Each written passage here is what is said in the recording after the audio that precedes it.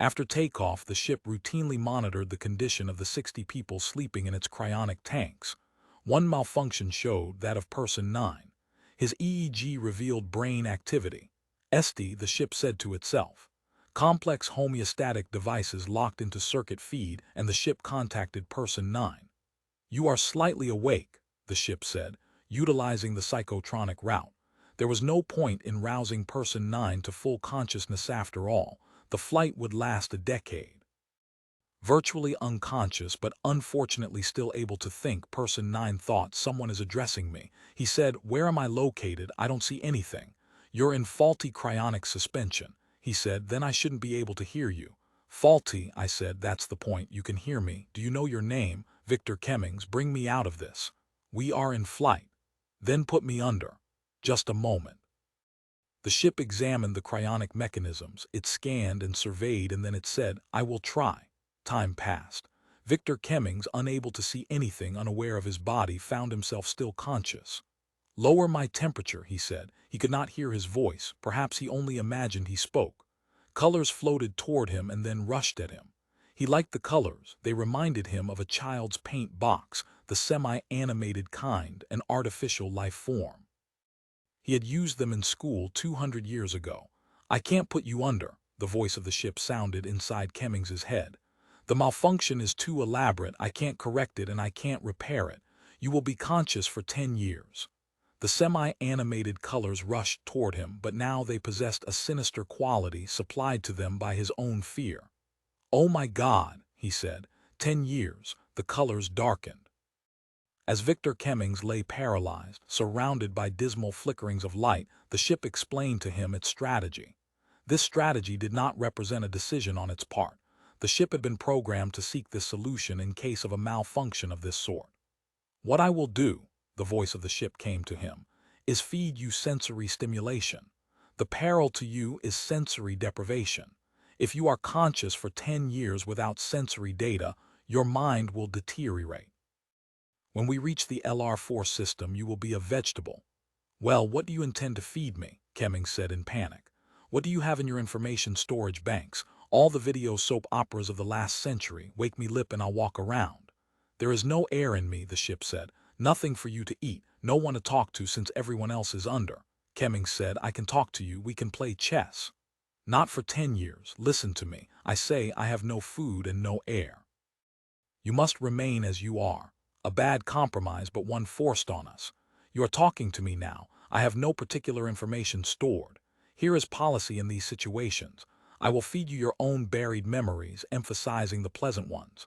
You possess 206 years of memories, and most of them have sunk down into your unconscious. This is a splendid source of sensory data for you to receive.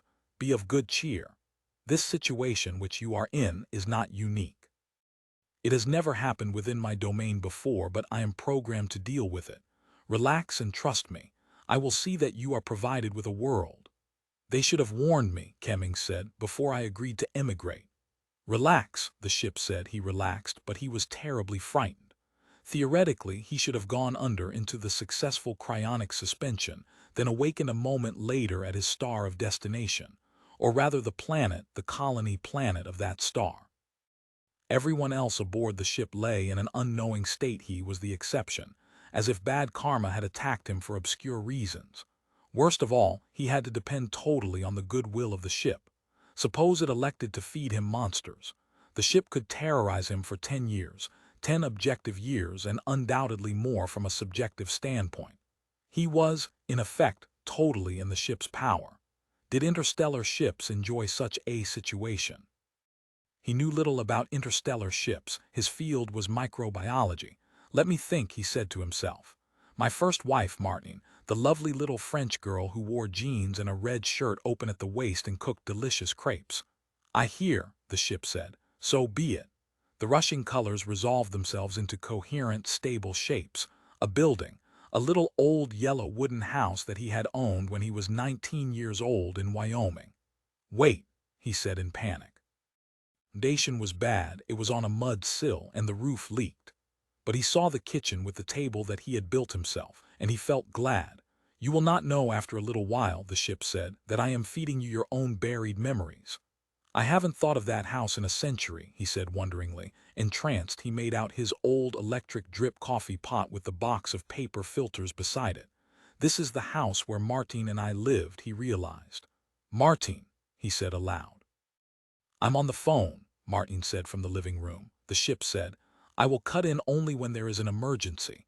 I will be monitoring you, however, to be sure you are in a satisfactory state. Don't be afraid.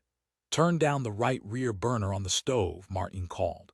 He could hear her and yet not see her. He made his way from the kitchen through the dining room and into the living room.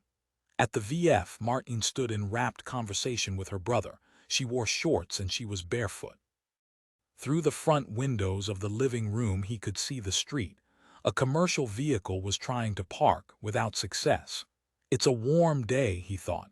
I should turn on the air conditioner. He seated himself on the old sofa as Martine continued her VF conversation, and he found himself gazing at his most cherished possession, a framed poster on the wall above Martine. Gilbert Shelton's Fat Freddy says, drawing in which Freddy Freak sits with his cat on his lap, and Fat Freddy is trying to say, speed kills. But he is so wired on speed he holds in his hand every kind of amphetamine tablet, pill, spansule and capsule that exists, that he can't say it, and the cat is gritting his teeth and wincing in a mixture of dismay and disgust. The poster is signed by Gilbert Shelton himself. Kemmings' best friend Ray Torrance gave it to him and Martine as a wedding present. It is worth thousands. It was signed by the artist back in the I-980s, long before either Victor Kemmings or Martine lived. If we ever run out of money, Kemmings thought to himself, we could sell the poster. It was not a poster, it was the poster. Martine adored it. The fabulous furry freak brothers from the golden age of a long-ago society. No wonder he loved Martine so. She herself loved back, loved the beauties of the world and treasured and cherished them as she treasured and cherished him. It was a protective love that nourished but did not stifle. It had been her idea to frame the poster. He would have tacked it up on the wall, so stupid was he. Hi, Martine said, off the VF now. What are you thinking? Just that you keep alive what you love, he said. I think that's what you're supposed to do, Martine said. Are you ready for dinner? Open some red wine, a Cabernet. Will in 7 do, he said, standing up. He felt then like taking hold of his wife and hugging her. Either in 07 or a I2. She trotted past him, through the dining room and into the kitchen.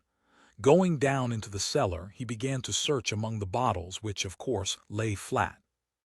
Musty air and dampness. He liked the smell of the cellar, but then he noticed the redwood planks lying half buried in the dirt, and he thought, I know I've got to get a concrete slab poured. He forgot about the wine and went over to the far corner where the dirt was piled highest. Bending down, he poked at a board. He poked with a trowel, and then he thought, where did I get this trowel? I didn't have it a minute ago. The board crumbled against the trowel. This whole house is collapsing, he realized. Christ's sake. I better tell Martine. Going back upstairs, the wine forgotten, he started to say to her that the foundations of the house were dangerously decayed, but Martine was nowhere in sight. And nothing cooked on the stove, no pots, no pans. Amazed, he put his hand on the stove and found it cold. Wasn't she just now cooking, he asked himself. Martine, he said loudly. No response. Except for himself, the house was empty. Empty, he thought, and collapsing. Oh my God. He seated himself at the kitchen table and felt the chair give slightly under him. It did not give much, but he felt it. He felt the sagging. I'm afraid, he thought. Where did she go? He returned to the living room.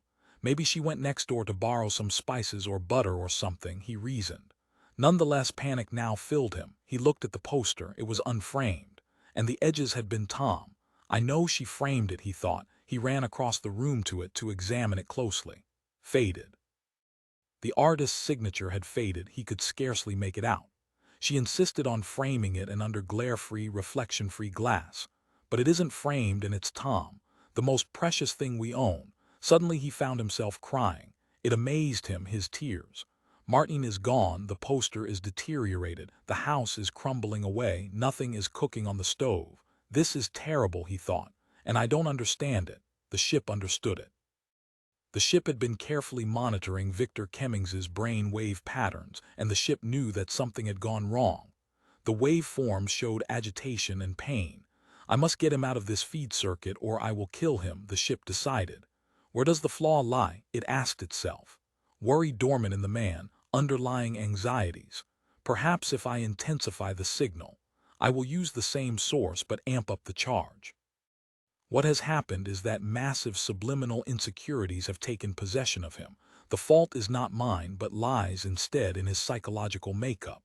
I will try an earlier period in his life, the ship decided, before the neurotic anxieties got laid down.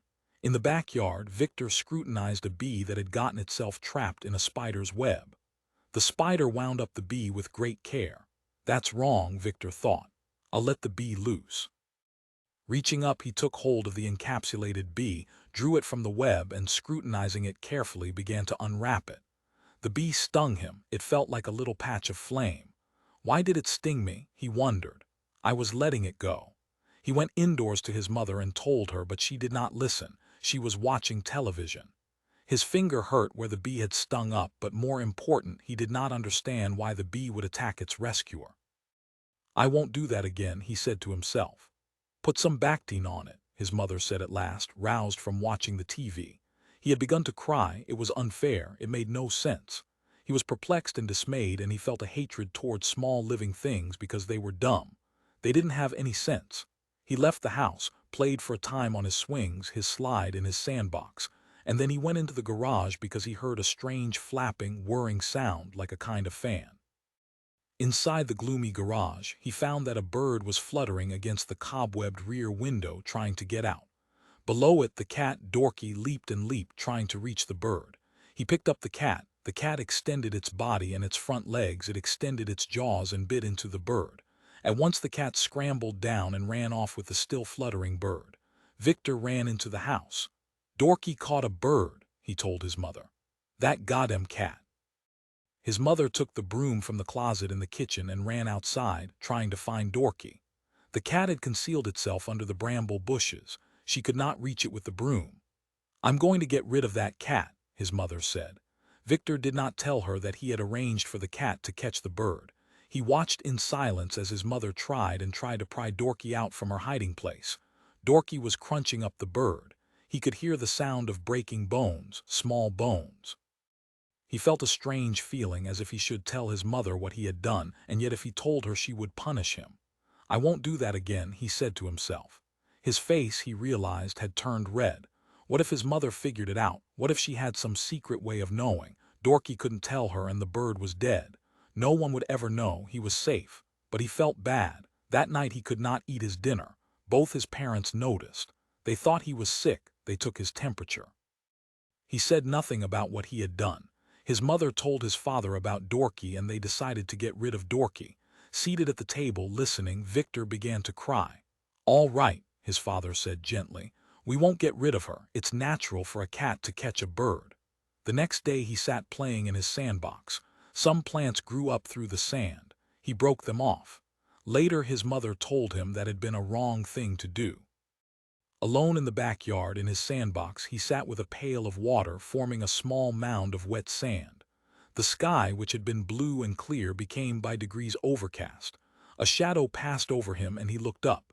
He sensed a presence around him, something vast that could think. You are responsible for the death of the bird, the presence thought. He could understand its thoughts. I know, he said. He wished then that he could die. That he could replace the bird and die for it, leaving it as it had been, fluttering against the cobwebbed window of the garage. The bird wanted to fly and eat and live, the presence thought. Yes, he said miserably. You must never do that again, the presence told him. I'm sorry, he said and wept. This is a very neurotic person, the ship realized. I am having an awful lot of trouble finding happy memories. There is too much fear in him and too much guilt. He has buried it all, and yet it is still there, worrying him like a dog worrying a rag. Where can I go in his memories to find him solace? I must come up with 10 years of memories, or his mind will be lost. Perhaps, the ship thought, the error that I am making is in the area of choice on my part. I should allow him to select his own memories. However, the ship realized this will allow an element of fantasy to enter, and that is not usually good. Still, I will try the segment dealing with his first marriage once again, the ship decided. He really loved Martine. Perhaps this time, if I keep the intensity of the memories at a greater level, the entropic factor can be abolished. What happened was a subtle vitiation of the remembered world, a decay of structure. I will try to compensate for that. So be it. Do you suppose Gilbert Shelton really signed this? Martine said pensively. She stood before the poster, her arms folded. She rocked back and forth slightly, as if seeking a better perspective on the brightly colored drawing hanging on their living room wall. I mean, it could have been forged by a dealer somewhere along the line, during Shelton's lifetime or after. The letter of authentication, Victor Kemmings reminded her. Oh, that's right, she smiled her warm smile. Ray gave us the letter that goes with it, but suppose the letter is a forgery. What we need is another letter certifying that the first letter is authentic. Laughing, she walked away from the poster. Ultimately, Kemmings said, we would have to have Gilbert Shelton here to personally testify that he signed it. Maybe he wouldn't know. There's that story about the man bringing the Picasso picture to Picasso and asking him if it was authentic, and Picasso immediately signed it and said, "Now it's authentic." She put her arm around Kemmings and, standing on tiptoe, kissed him on the cheek. It's genuine. Ray wouldn't have given us a forgery. He's the leading expert on counterculture art of the 20th century. Do you know that he owns an actual lid of dope? It's preserved under Ray is dead, Victor said. What? She gazed at him in astonishment. Do you mean something happened to him since we last? He's been dead 2 years, Kemmings said. I was responsible. I was driving the buzz car. I wasn't cited by the police, but it was my fault. Ray is living on Mars. She stared at him. I know I was responsible. I never told you. I never told anyone. I'm sorry. I didn't mean to do it. I saw it flapping against the window and Dorky was trying to reach it and I lifted Dorky up and I don't know why but Dorky grabbed it. Sit down, Victor. Martine led him to the overstuffed chair and made him seat himself. Something's wrong, she said. I know, he said. Something terrible is wrong. I'm responsible for the taking of a life, a precious life that can never be replaced. I'm sorry, I wish I could make it okay, but I can't. After a pause, Martine said, call Ray. The cat, he said. What cat? There, he pointed. In the poster on Fat Freddy's lap, that's Dorky. Dorky killed Ray. Silence. The presence told me, Kemmings said. It was God. I didn't realize it at the time, but God saw me commit the crime, the murder, and he will never forgive me. His wife stared at him numbly. God sees everything you do, Kemmings said. He sees even the falling sparrow. Only in this case it didn't fall, it was grabbed out of the air and tommed down. God is tearing this house down, which is my body, to pay me back for what I've done. We should have had a building contractor look this house over before we bought it. It's just falling goddamn to pieces. In a year there won't be anything left of it. Don't you believe me? Martine faltered. Watch. Kemmings reached up his arms toward the ceiling. He stood, he reached. He could not touch the ceiling. He walked to the wall and then, after a pause, put his hand through the wall. Martine screamed. The ship aborted the memory retrieval instantly. But the harm had been done. He has integrated his early fears and guilt into one interwoven grid, the ship said to itself. There is no way I can serve up a pleasant memory to him because he instantly contaminates it. However pleasant the original experience in itself was. This is a serious situation, the ship decided. The man is already showing signs of psychosis, and we are hardly into the trip. Years lie ahead of him. After allowing itself time to think the situation through, the ship decided to contact Victor Kemmings once more. Mr. Kemmings, the ship said. I'm sorry, Kemmings said. I didn't mean to foul up those retrievals. You did a good job, but just a moment, the ship said. I am not equipped to do psychiatric reconstruction of you. I am a simple mechanism, that's all. What is it you want? Where do you want to be and what do you want to be doing? I want to arrive at our destination, Kemmings said. I want this trip to be over. The ship thought, that is the solution. One by one, the cryonic systems shut down. One by one, the people returned to life, among them Victor Kemmings. What amazed him was the lack of a sense of the passage of time. He had entered the chamber laying down, had felt the membrane cover him and the temperature begin to drop, and now he stood on the ship's external platform, the unloading platform, gazing down at a verdant planetary landscape. This, he realized, is LR-46, the colony world to which I have come in order to begin a new life. Looks good, a heavy-set woman beside him said. Yes, he said, and felt the newness of the landscape rush up at him, its promise of a beginning. Something better than he had known the past 200 years. I'm a fresh person in a fresh world, he thought, and he felt glad. Colors raced at him like those of a child's semi-animate kit.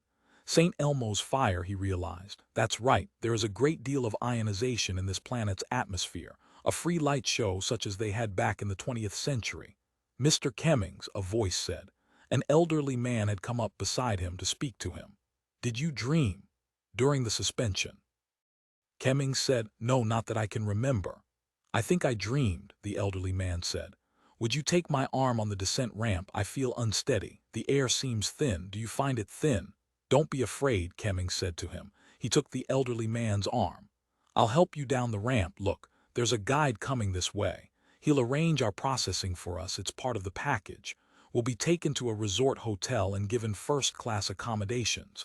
Read your brochure. He smiled at the uneasy older man to reassure him. You'd think our muscles would be nothing but flab after 10 years in suspension, the elderly man said. It's just like freezing peas, Kemmings said. Holding on to the timid older man, he descended the ramp to the ground. You can store them forever if you get them cold enough. My name's Shelton, the elderly man said.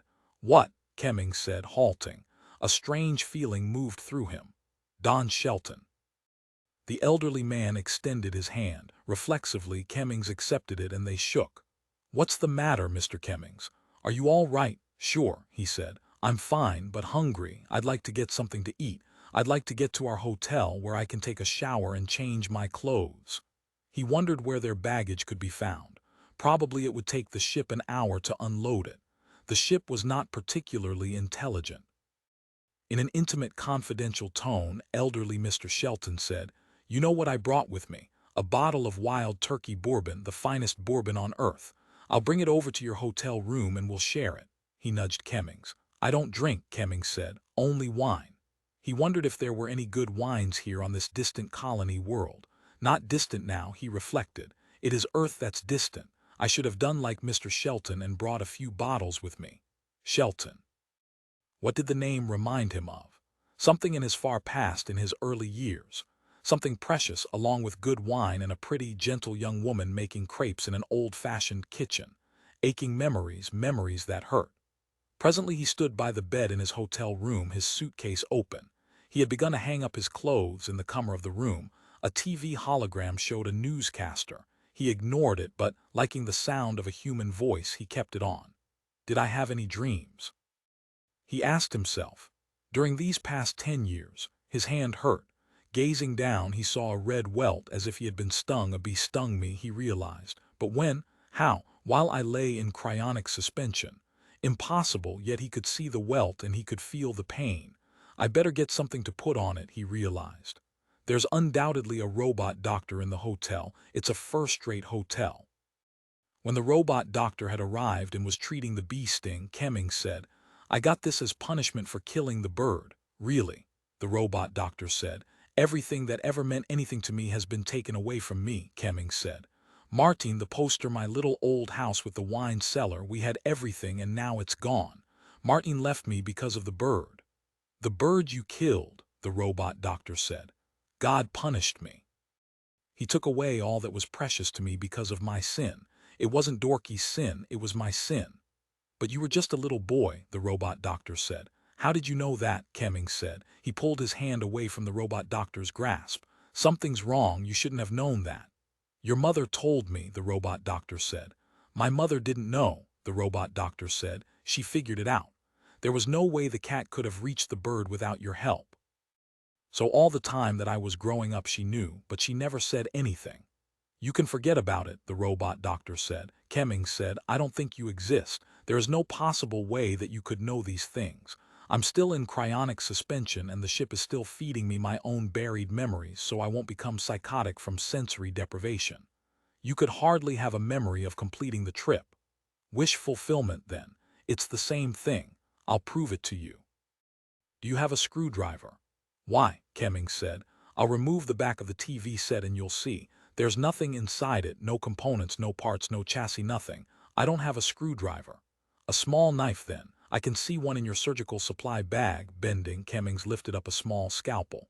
This will do. If I show you, will you believe me? If there's nothing inside the TV cabinet. Squatting down, Kemmings removed the screws holding the back panel of the TV set in place. The panel came loose and he set it down on the floor.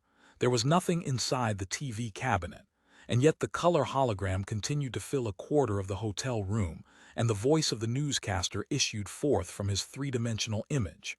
"Admit you're the ship," Kemmings said to the robot doctor. "Oh dear," the robot doctor said. "Oh dear," the ship said to itself. "And I've got almost 10 years of this lying ahead of me." He is hopelessly contaminating his experiences with childhood guilt. He imagines that his wife left him because, when he was 4 years old, he helped a cat catch a bird. The only solution would be for Martin to return to him, but how am I going to arrange that? She may not still be alive. On the other hand, the ship reflected, maybe she is alive. Maybe she could be induced to do something to save her former husband's sanity. People by and large have very positive traits. And 10 years from now it will take a lot to save or rather restore his sanity. It will take something drastic, something I myself cannot do alone. Meanwhile, there was nothing to be done but recycle the wish-fulfillment arrival of the ship at its destination. I will run him through the arrival, the ship decided, then wipe his conscious memory clean and run him through it again. The only positive aspect of this, it reflected, is that it will give me something to do, which may help preserve my sanity. Lying in cryonic suspension, faulty cryonic suspension, Victor Kemmings imagined once again that the ship was touching down and he was being brought back to consciousness. "Did you dream?" a heavyset woman asked him as the group of passengers gathered on the outer platform. "I have the impression that I dreamed. Early scenes from my life. Over a century ago." "None that I can remember," Kemmings said. He was eager to reach his hotel. A shower and a change of clothes would do wonders for his morale. He felt slightly depressed and wondered why. "There's our guide," an elderly lady said. "They're going to escort us to our accommodations." "It's in the package," Kemmings said. His depression remained. The others seemed so spirited, so full of life, but over him only a weariness lay, a weighing down sensation, as if the gravity of this colony planet were too much for him. "Maybe that's it," he said to himself. But according to the brochure, the gravity here matched Earth's. That was one of the attractions. Puzzled, he made his way slowly down the ramp, step by step, holding onto the rail. "I don't really deserve a new chance at life anyhow," he realized. "I'm just going through the motions. I am not like these other people. There is something wrong with me. I cannot remember what it is, but nonetheless it is there. In me, a bitter sense of pain, of lack of worth." An insect landed on the back of Kemmings's right hand, an old insect, weary with flight. He halted, watched it crawl across his knuckles. "I could crush it," he thought. "It's so obviously infirm, it won't live much longer anyhow." He crushed it and felt great inner horror. "What have I done?" he asked himself. "My first moment here and I have wiped out a little life. Is this my new beginning?" Turning, he gazed back up at the ship. "Maybe I ought to go back," he thought. "Have them freeze me forever.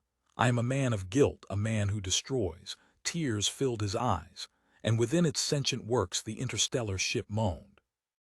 During the 10 long years remaining in the trip to the LR4 system, the ship had plenty of time to track down Martin Kemmings. It explained the situation to her.